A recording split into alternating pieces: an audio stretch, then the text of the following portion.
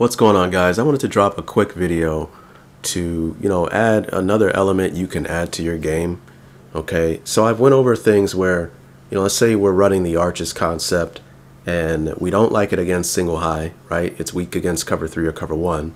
Well, what you can do is you can tag the backside of the play with a route concept that is good against single high, like curl flat or hoss, right? So now you turn a play like arches or slot out from being weak against single high, and then now no matter what, when you come out in that play, you're pretty comfortable in running against any coverage, because if you see single high, then you can set up a tagged type system on the backside of your play, right? Well, I want to go over a route concept I kind of put together last year to deal with two-man, right? So we pre-snap read, we know it's two-man, and the route concept is what I call slout. It's just a slant from the outside receiver with an out from the number 2 receiver. So I'm going to run it here, and you will see that we run it and it looks like garbage, right? And that's because I forgot to make a major adjustment to the concept. All right, so I'm going to run it again against two-man. It's 4th and 2. You're going to see me do the same concept, but I'm going to do something a little bit different here that will make the play 10 times better.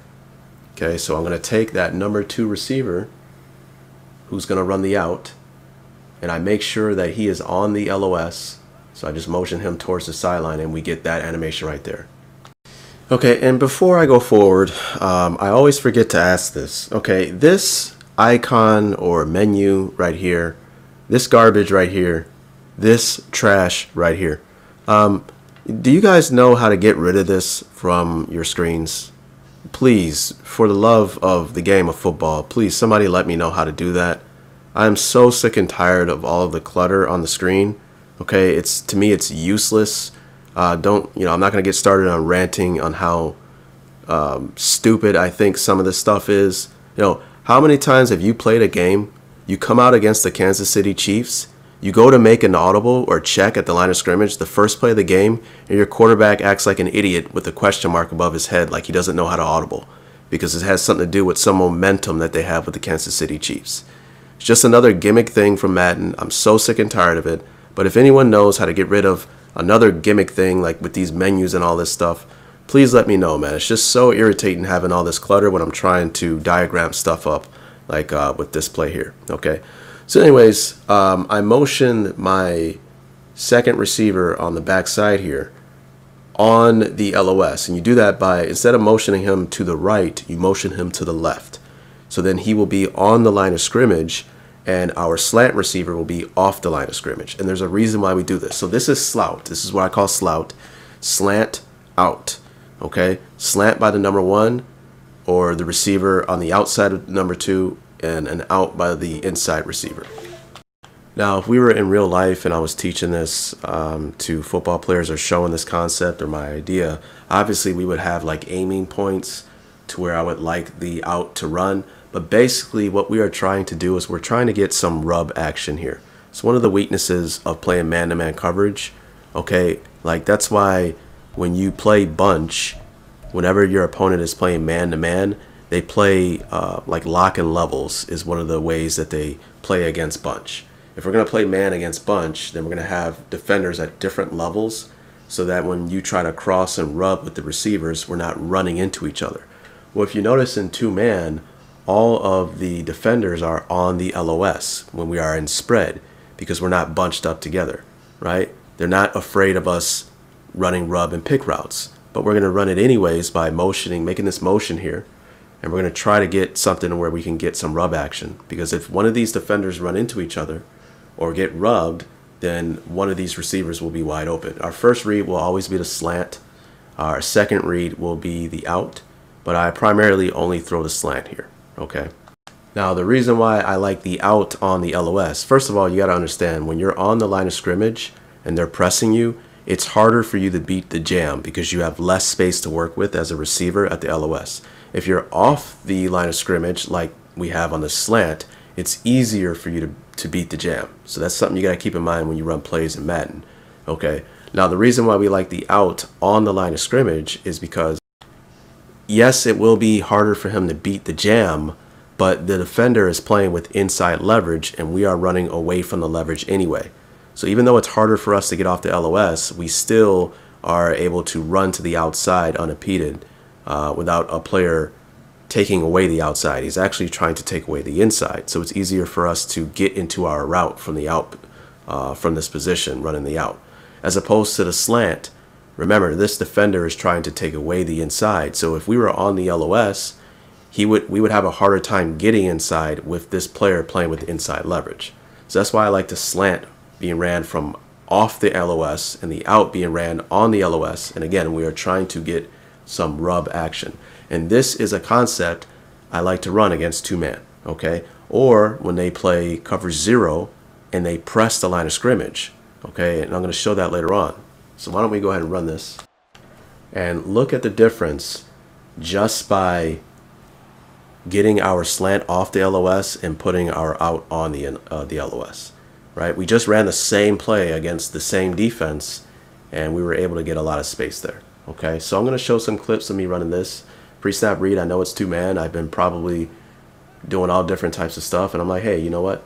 Let me run the Slout Concept. Make the play, motion, now we get what we want.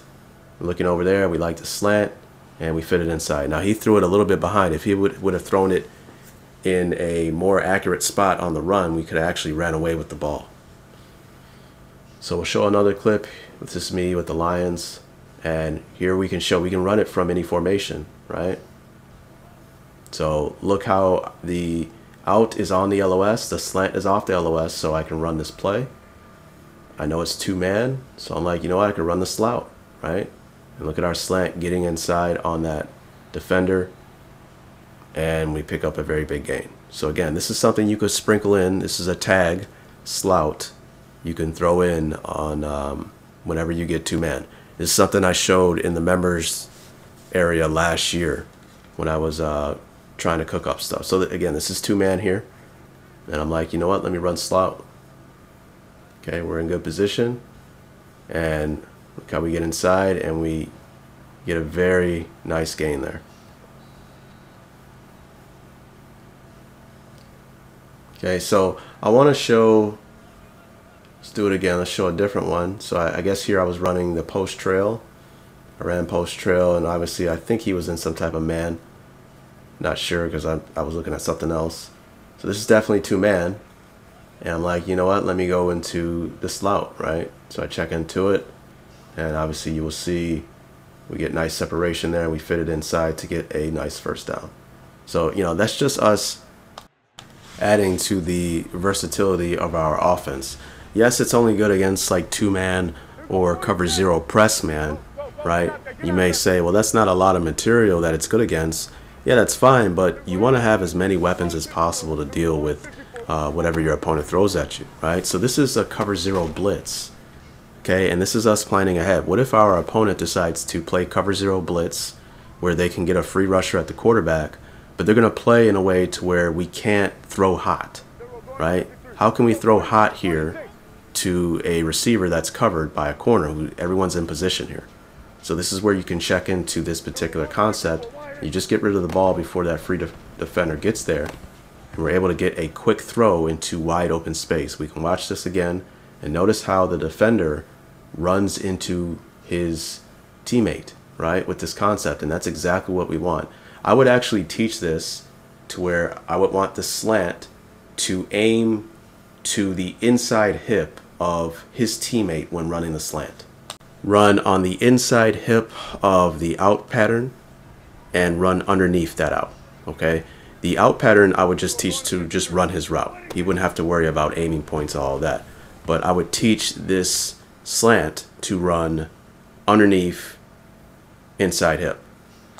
I ran this play a couple of times against cover zero press, and this is an example of the slant running over the out pattern, which is something you wouldn't want because you see how you could actually run into the defender, okay, which would cause you to slow down, allowing your defender to catch up on the route, right?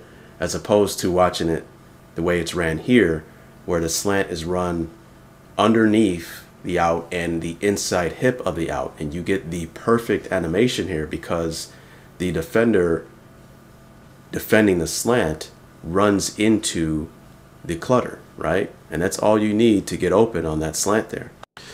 So guys, that's the end of this video. But again, if you notice, we've been building a scheme here, okay? And now we throw on a passing concept. Now it's a weak one compared to arches, compared to levels, dragon, lion, the core concepts that you see in the game of football today.